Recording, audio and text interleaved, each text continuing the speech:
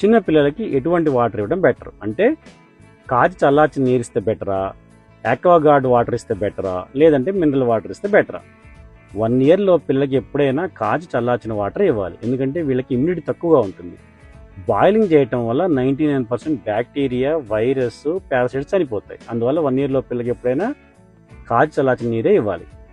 1 year తర్వాత ఆక్వాగార్డ్ వాటర్ని మనం సేఫ్గా వాడుకోవచ్చు.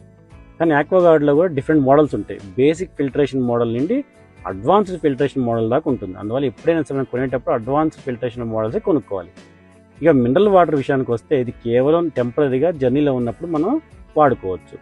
రెగ్యులర్గా మినరల్ వాటర్ వాడకూడదు, ఎందుకంటే మినరల్ వాటర్లో ప్రాబ్లం ఏంటి, మినరల్స్ ఎక్కువగా ఉంటాయి, ఒక్కోసారి సోడియం కూడా ఎక్కువ ఉంటుంది. డైలీ వాడటానికి ఇవి ఆరోగ్యానికి మంచిది కాదు.